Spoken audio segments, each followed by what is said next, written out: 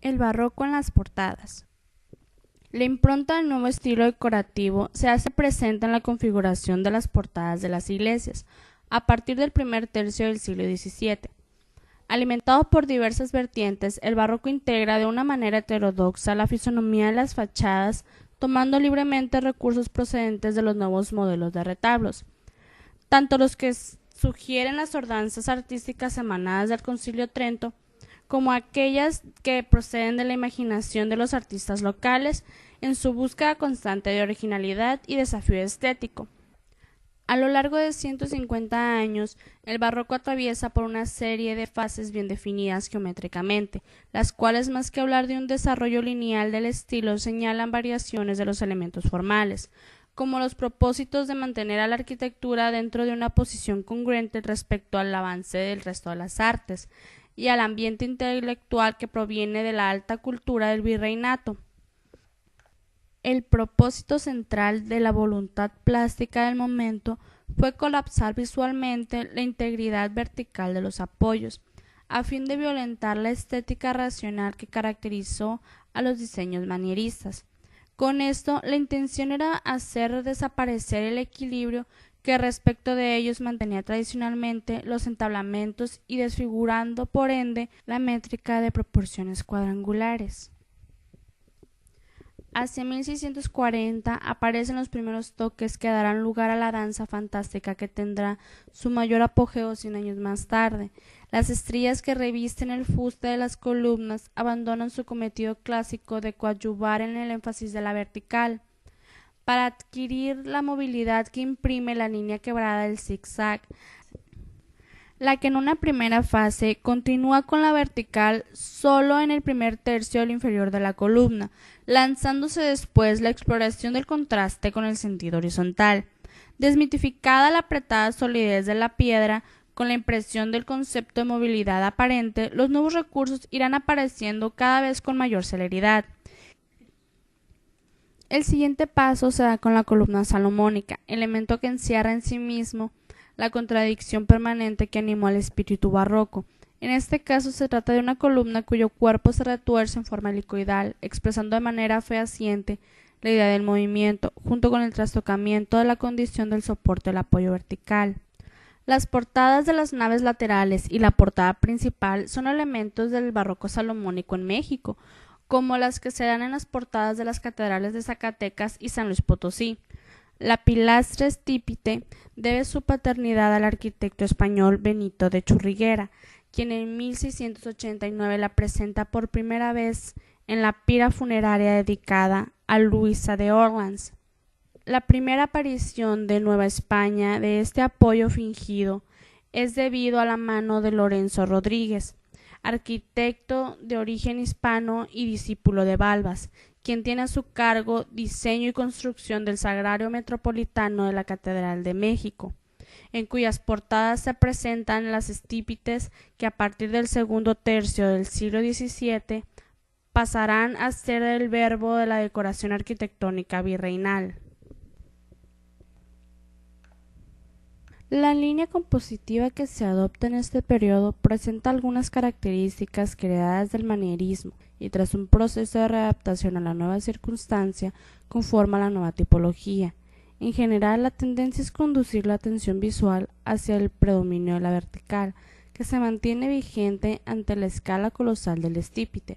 Desaparece el ordenamiento de la portada en los cuerpos bien definidos por arquitraves o entablamientos horizontales, y si acaso, en algunos ejemplos, la unión provocada de varios tramos lineales con acusamientos de sombras lineales da lugar a una separación virtual del conjunto, al concluir la puerta en el nicho central y en el dintel de la ventana del coro.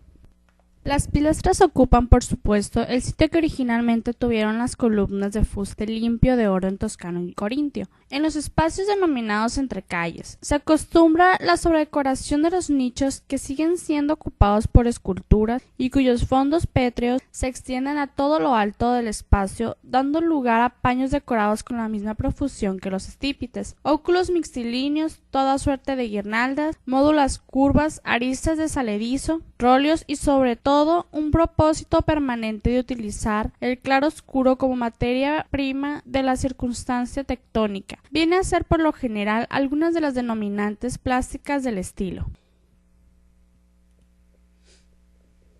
Lorenzo Rodríguez construye entre 1755 y 1777 un ejemplo del barroco estípite, la iglesia de la Santísima, en donde las pilastras de la portada terminan por desprender del plano frontal, creando una sucesión de espacio que multiplica los efectos de contraste luminoso sobre el alzado. La gradual expansión física del ornato, originalmente depositado en el marco de las entrecalles, ocasiona el abultamiento de las mismas y la subsecuente pérdida de la relativa jerarquía respecto de las pilastras, dando como resultado la aparición del interestípite, elemento que se encarga de aniquilar las últimas normas compositivas provenientes del manierismo. Con este nuevo recurso, los efectos vibratorios se extienden sin reserva en todo el concepto de la portada, desvaneciendo la presencia arquitectónica a favor de la cualidad escultórica. Esta fase ultrabarroca establece el preludio al agotamiento del estilo.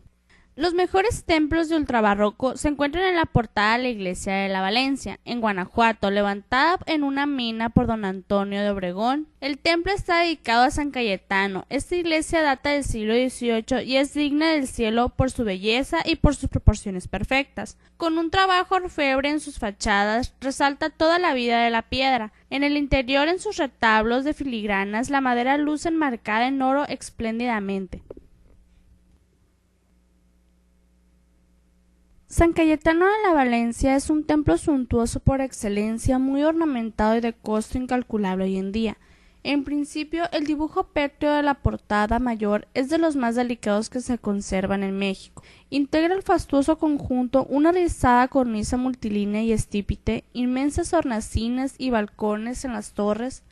En la puerta lateral se ven imágenes de santos y figurillas de animalitos entre flores, plantas y follaje, indescifrable. En el interior, suma gran exuberancia, pilastros, arcos y bóvedas se muestran ricamente decorados, aunque toda esa mampostería tallada, única siendo excepcional, es poca cosa frente a los 3 altares churriguerescos de su única nave. Los retablos conforman formas difíciles de contar, perfectamente conservadas y todas elevándose a lo alto. El mayor de los altares, como se espera, está ofrendado a San Cayetano,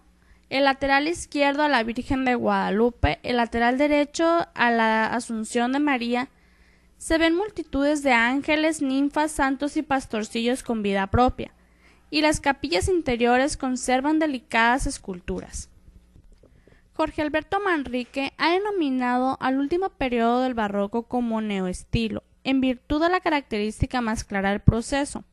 Es aquella que se refiere a la revaloración del apoyo vertical tanto en su calidad de soporte físico como también por el valor de su presencia dentro del esquema compositivo de portadas y retablos. De 1770 a 1790, el barroco neoestilo no solo retoma la columna con toda su potencia mecánica e integradora de un partido compositivo determinado, sino que ofrece y ejerce también una voluntad integradora de la totalidad del complejo arquitectónico. En los hechos, esta actitud se tradujo en la concepción del edificio como conjunto que armónicamente y en su totalidad debía estar animado por el concepto del movimiento, el mismo que en su origen solo se hizo evidente en portadas y retablos, mientras que el resto de la estructura mantenía una cualidad de aparente inmovilidad. Ejemplo es la iglesia de la enseñanza, cuyo interior se resuelve a través de la centralización espacial que da lugar a la ausencia de una prolongada nave longitudinal y ubicación en torno al recinto principal de una serie de retablos, los cuales con su extraordinaria factura artesanal coadyuvan al propósito de ondular al envolvente del ámbito central mediante el tratamiento de una gran movilidad periférico. El otro ejemplo de esa tendencia al barroco novohispano es la capilla del Pocito, construida por el arquitecto Francisco Guerrero y Torres entre 1777 y 1791, con planta de cruz griega modificada, independencia volumétrica de la masa a fin de imprimirle todo el impulso de la movilidad virtual mediante la ondulación de los muros. Toma la reconsideración de la columna como rectora de la composición de la fachada, la alegría del claro oscuro en torno a los elementos mixtilíneos que exornan los exteriores, la presencia típica de los paños, y con esta se hizo representativo del barroco el azulejo vidriado. El retablo. El retablo es una estructura hecha de madera con aplicaciones decorativas que sirve de respaldo físico y simbólico a los altares dentro del templo. El más importante suele ser el que ocupa el espacio del presbiterio, siguiéndolo en jerarquía los colaterales de la nave menor, conocidos como el Evangelio y de la Epístola, y los que se presentan a lo largo de los dos muros de la nave, dedicados a los santos de la orden y a los emparentados litúrgicamente con la advocación del templo. El retablo plantea, en principio, una integración absoluta de las tres disciplinas plásticas: arquitectura, pintura y escultura, toda vez que el diseño que elabora un arquitecto acoge esculturas y lienzos pintados no como adiciones ulteriores al elemento principal, sino como partes sustanciales de él mismo, en medida en que los motivos que exponen son concebidos desde el origen del proyecto, no para acompañar, sino para significar algo dentro del discurso religioso que emana del retablo. Su estructura compositiva atraviesa por una serie de modelos que van de la cuadrícula formada por columnillas y peinazos horizontales de los primeros ejemplos del siglo XVI, como en las iglesias de los conventos Xochimilco y Huejotzingo, a los movimientos virtuales del joven barroco del siglo XVII, y finalmente a los atrevimientos formales del ultrabarroco del siglo XVIII, con una de sus fantasías plásticas, horada al espacio y establece una nueva codificación de la tercera dimensión. Fabricado con madera, el retablo recibe el adosamiento de delgadas láminas de oro, que con gran nobleza se adhieren a la conformación de los tallados de la base. La composición se mantiene apegada a una simbología religiosa, a partir de la cual se desenvuelven el escenario plástico del alzado. La calle central es la dominante y la que da lugar al eje de simetría. Ascendiendo sobre él suelen aparecer alguna representación relativa a la pasión de Cristo. Sobre esta, y con una jerarquía de posición centralizadora, la imagen a quien se dedica todo el conjunto. A ambos lados, y también partiendo de la organización de las calles verticales, flanqueadas por columnas, se desarrollan temas relativos a Cristo, la vida de la Virgen María o santos de la orden a la quien perteneció el principal retablo. La pilastra estípite, uno de los símbolos formales del estilo, es presentada por primera vez en la Nueva España, en el retablo de los Reyes de la Catedral de México, ejecutado en 1718 y 1739 por el artista español Jerónimo de Balbas. El estípite es una pirámide trunca e invertida que, combinada con cubos, basa, capitel corintio y estrangulamientos seccionales, configura una pilastra, opuesta al propósito mecánico que debe caracterizar a todo apoyo vertical, y en la que los elementos compositivos, como la pirámide invertida y el adelgazamiento del cuerpo del apoyo, se oponen a la lógica del soporte natural en sentido vertical y configuran una relación de formas operativas en tanto que programa de ornato,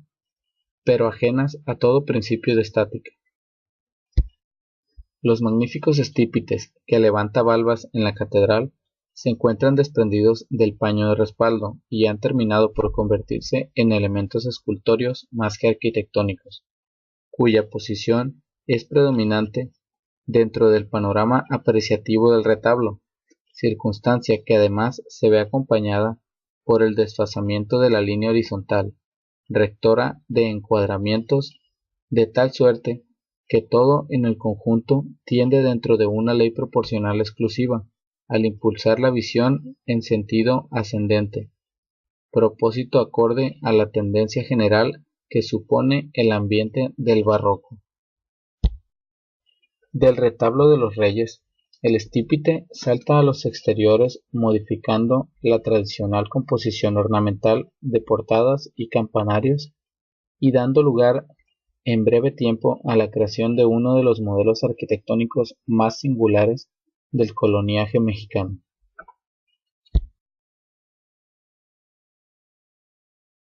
La técnica del azulejo vidriado se conoce en la ciudad de Puebla, que llegó a ser la productora más importante durante el virreinato, desde la segunda mitad del siglo XVI, cuando los artesanos españoles instalaron los primeros hornos para producir cerámica, que al paso del tiempo llegó a ser la Talavera de Puebla. La Talavera poblana que actualmente conocemos tiene su origen en España, precisamente en la ciudad de Talavera de la Reina, que tuvo gran fama en el siglo XV y XVI gracias a esta bella cerámica. Su llegada a Puebla fue hace más de 4 siglos, gracias a la Orden de los Dominicos. Para 1550, la ciudad de Puebla ya producía cerámica de alta calidad y en 1580 fue el centro de la producción de cerámica en México. Las primeras aplicaciones arquitectónicas de este material de recubrimiento se deben al decir de Efraín Castro Morales, el arquitecto mestizo José Miguel de Santa María, quien a partir de 1640 lo utiliza para el acabado extremo de las fachadas laterales de la nueva iglesia del Espíritu Santo en Puebla. Dada la gran conciencia entre la sustancia estética y los propósitos plásticos perseguidos por el arquitecto barroco, muy pronto el azulejo rebasa las fronteras de Puebla y aparece recubriendo las cúpulas de una gran cantidad de iglesias. De tal suerte que hoy en día resulta difícil pensar en una cúpula mexicana del virreinato sin evocar el reflejo múltiple de la luz al incidir sobre el esmalte del azulejo. En la misma ciudad de Puebla, el empleo del mosaico azulejado no se confinó tan solo en las cúpulas, sino que también tuvo una extraordinaria difusión en la composición de fachadas tanto de edificios civiles como religiosos. Acompañado generalmente por ladrillo de barro horneado, que al hacer las veces de pantalla de fondo, el azulejo multicolor y las formas dibujadas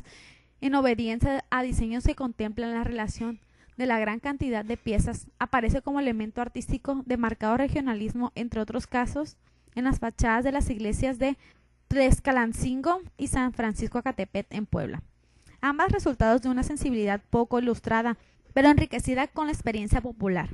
poniendo de manifiesto la presencia del artesano, y a la vez que hornea el material, dedica lo más brillante de su imagen a la obra pía de la iglesia. La arquitectura civil viste sus fachadas con recuadros en donde las figuraciones hablan de los muñecos, con una serie de figuras alusivas a Hércules, dentro del mismo esquema consistente en formar figuras a base de azulejos. Los tableros adosados a iglesias como la del Colegio de San Ildefonso, la del Convento de San Francisco y el Santuario de Nuestra Señora de Guadalupe tienen como resultado, tras su relación con los fondos rojos que les da Petatillo de ladrillo, una colección de paños en donde, si bien no aparece el mismo énfasis móvil que da lugar al claroscuro de los relieves barrocos, se presenta en particular vibración cromática de gran originalidad dentro de la producción colonial y una calidad estético expresiva sobresaliente en la historia del arte mexicano. La Casa de los Muñecos. En la Casa de los Muñecos se muestra que su fachada usa azulejos de talavera hechos a mano, combinado con ladrillo rojo, un estilo de decoración típicamente poblano. Se dice que las caricaturas pintadas en los azulejos burlan a los enemigos políticos del dueño original, Agustín Obando de Villavicencio. También se dice por el investigador Walter Puck que son ilustraciones de las ocupaciones del antiguo héroe Hércules con la intención de proteger a la vivienda. En la escuela de Talavera poblana, Patio de los Azulejos es un ejemplo especialmente pintoresco.